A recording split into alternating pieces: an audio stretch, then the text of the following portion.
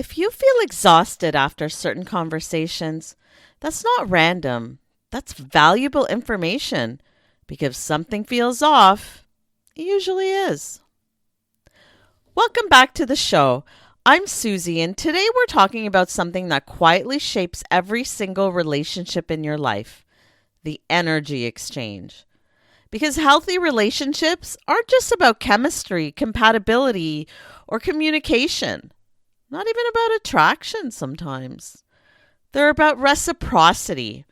They're about emotional boundaries. They're about whether you leave interactions feeling nourished or feeling drained. In this episode, we're diving into the energy exchange principle: how to recognize emotional drain, protect your energetic hygiene, and build relationships rooted in balance rather than burnout. And by the end of this episode, you'll have a clear framework for identifying who's pouring into you and who's depleting you, and how to recalibrate your boundaries so that your emotional capacity is protected. Stay with us. Welcome to Signals and Standards with Suzie, where we decode mixed messages, elevate your standards, and deliver practical insights that you can act on. I'm your empowerment coach, Suzie, here to guide you from confusion to clarity, helping you reclaim your power and create the relationships and life you deserve. Every relationship runs on energy. Think of it like a bank account: deposits and withdrawals. A thoughtful check-in text, that's a deposit. Someone remembering what mattered to you, that's another deposit. Mutual vulnerability, shared laughter, generosity, accountability, these are all deposits. But chronic complaining, emotional chaos, constant crisis mode, or one-sided venting without curiosity about you, those are all withdrawals. And if you're being honest, some of you already know which relationships leave you feeling overdrawn. The research on the reciprocity principle shows that balanced emotional exchanges are among the strongest predictors of relationship satisfaction and emotional safety. In plain language, we feel secure when giving and receiving flows both ways. It doesn't have to be perfectly equal in every moment, but over time, it evens out. When it doesn't, something shifts internally. You start feeling maybe unappreciated, like something's off, maybe even resentful and tired. And sometimes you don't even realize why. That's where emotional boundaries come in. Some would call boundaries personal property lines. I love that because it makes it more concrete. Imagine your time, energy, and emotional capacity as land that you own. If you never define where your fence is, people will wander in, pick your flowers, pick the fruit off your trees, sit on your lawn, maybe even drive their car on your lawn. Not always maliciously, of course, sometimes just from habit. Setting healthy boundaries actually protects your time and emotional well-being, so you can actually build reciprocal relationships rather than draining ones. Boundaries are not walls, they're clarity. They tell people how to love you without costing you anything.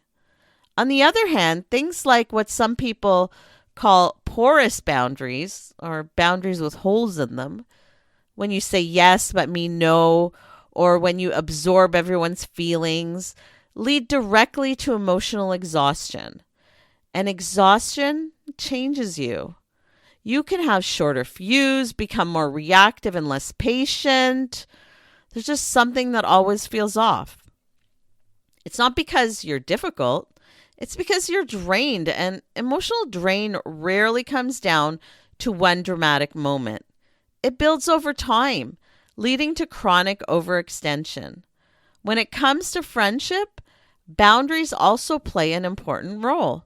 An important distinction takes place between emotional and energetic boundaries, which are not the same. For instance, emotional boundaries are about what you will engage in, like saying, I'm not available to rehash the same conflict every week. Energetic boundaries are about what you absorb or not from other people's energy. Ideally, you would be able to sit with someone who's stressed without taking on their stress. It's a skill that matters, but it does take time to master, so be kind with yourself. Because totally okay if you're still a work in progress. Psychologists discuss the reality of emotional contagion. Essentially, our brains are wired to mirror the emotional states around us. If someone is anxious, your nervous system can register that anxiety. If someone is chronically negative, your mood can subtly drop. That doesn't mean you're weak. It means you're human. But without conscious boundaries, emotional hijacking can occur, in which someone else's mood dictates your internal state.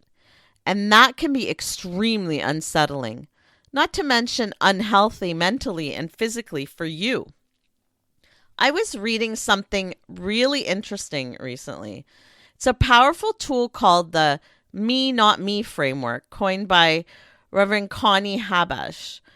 When someone is venting, spiraling, or overwhelmed, you pause internally and ask, is this mine or is it theirs? That small moment of awareness creates energetic sovereignty, especially for empaths or highly sensitive people. It's life-changing. You can care without merging. You can support without absorbing. So remember that, the me, not me framework. And we can't forget about energy vampires. I've spoken about that before. These are people who consistently drain others through drama cycles, constant victimhood, emotional dependency, and absolutely no reciprocity.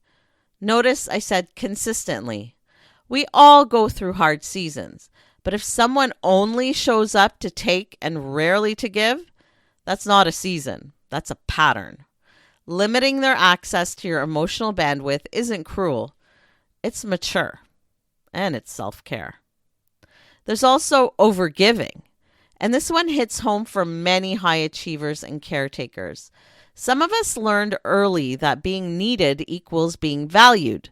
We've spoken about that before. We overinvest emotionally, anticipating other people's needs. We try to be fixers. We carry other people's burdens.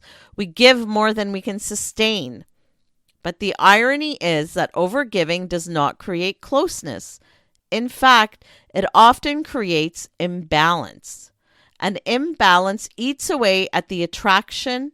It eats away at respect, happiness, and joy that we have for others. That's because when you overfunction, someone else underfunctions, right? Right.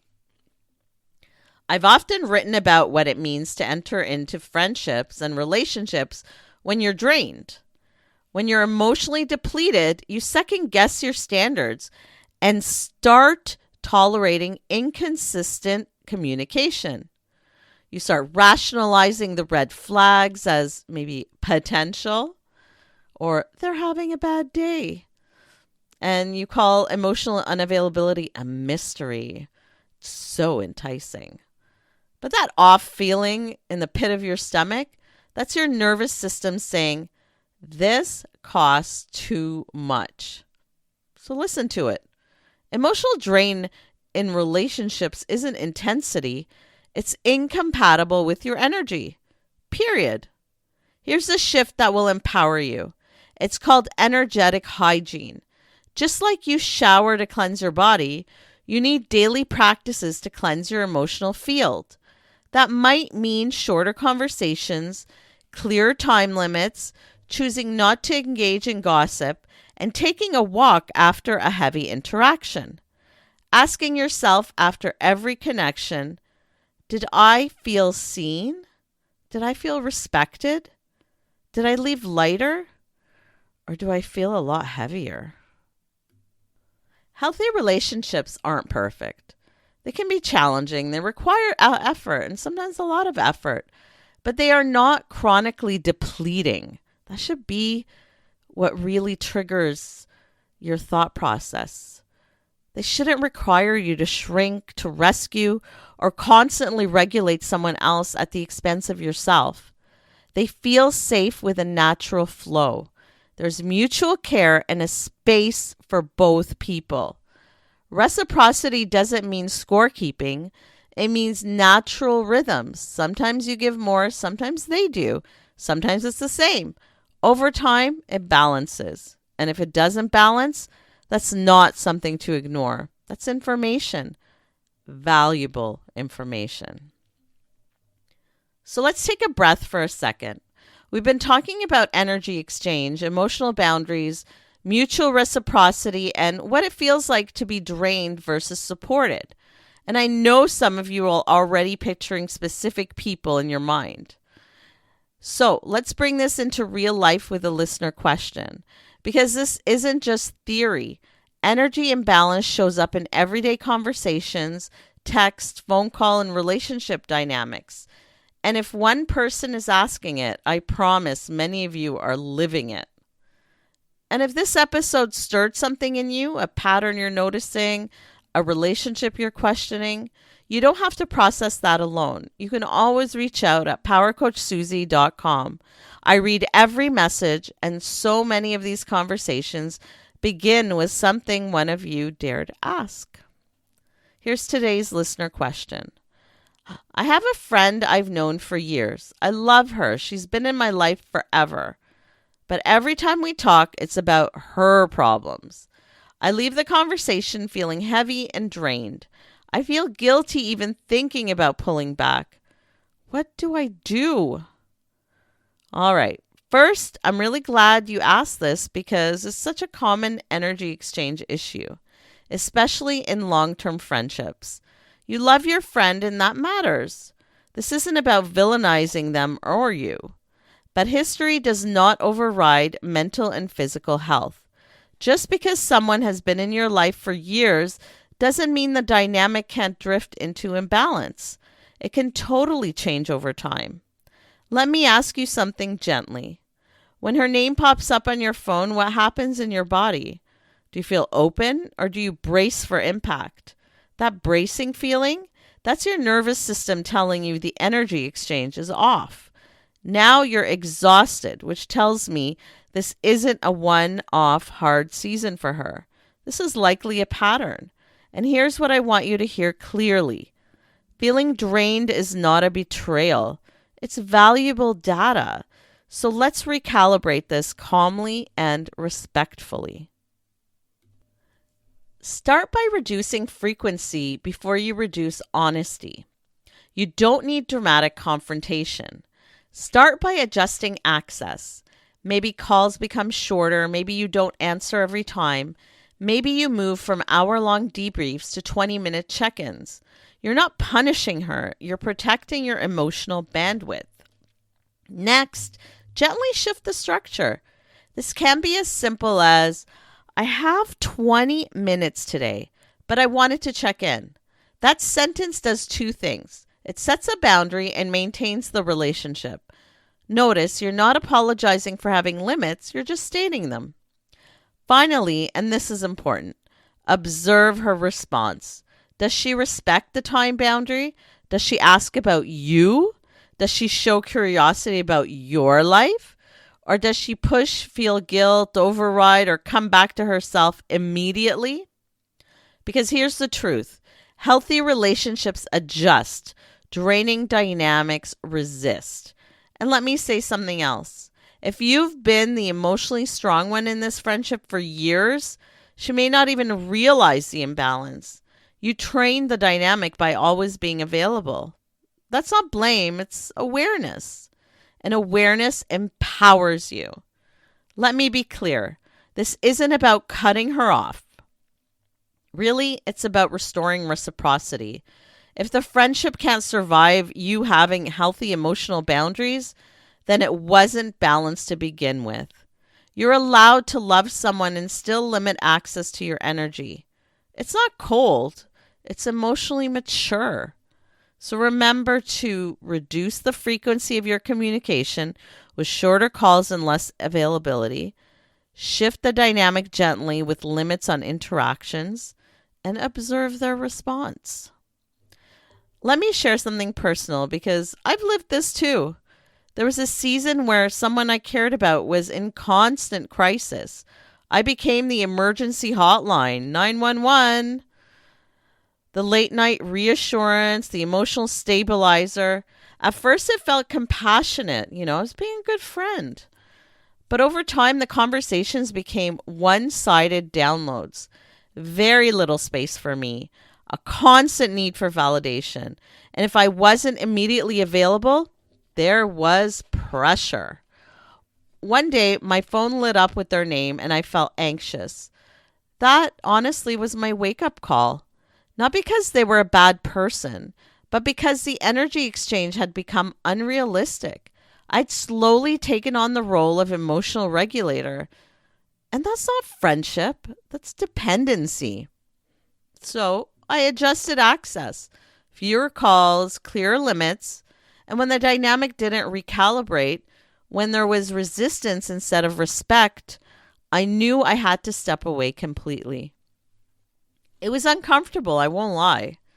There was guilt, but my peace came back. And that experience cemented this truth for me. Boundaries don't destroy healthy relationships. They clarify them. Here's your takeaway.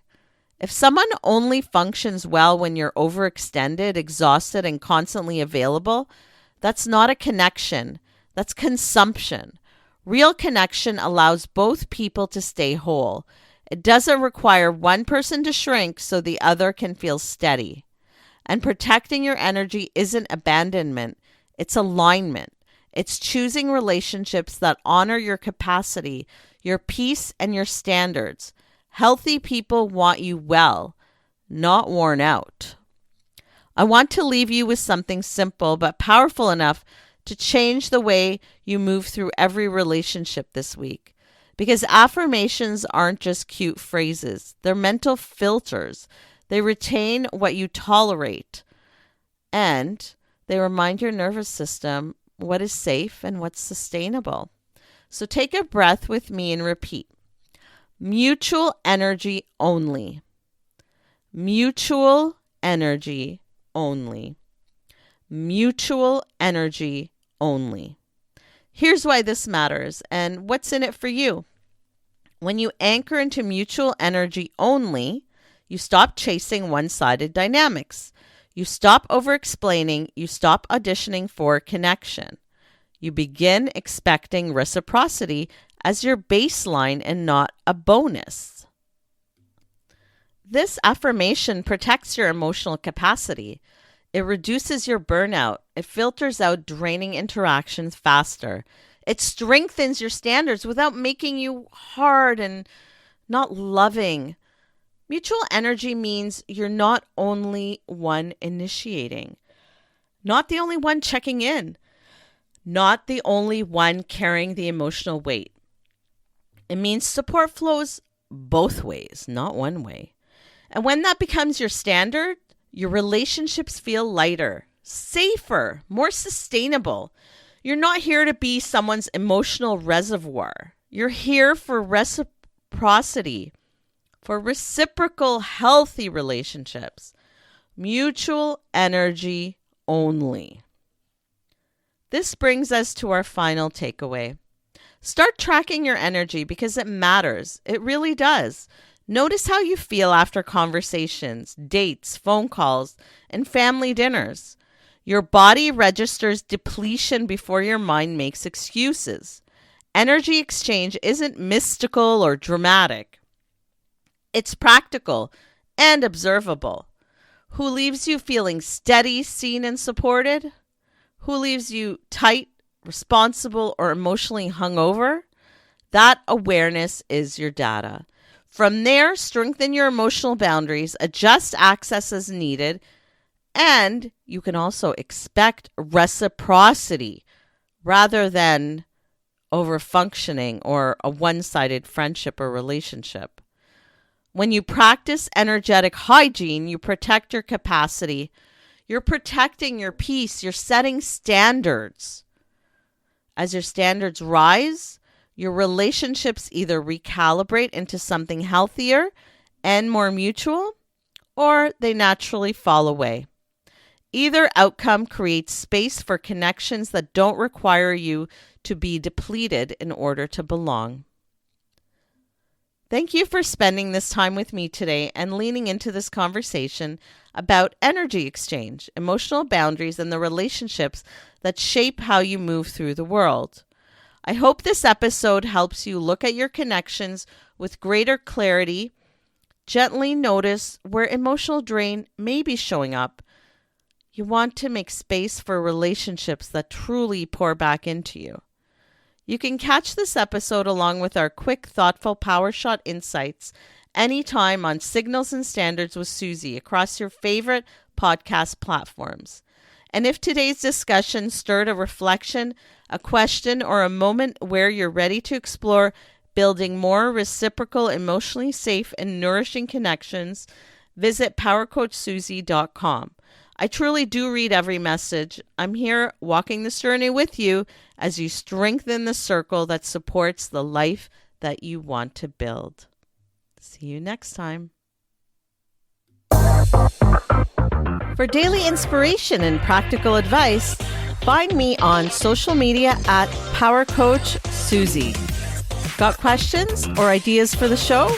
Head to powercoachsuzie.com where you can connect with me, explore the blog, or learn more about what I do.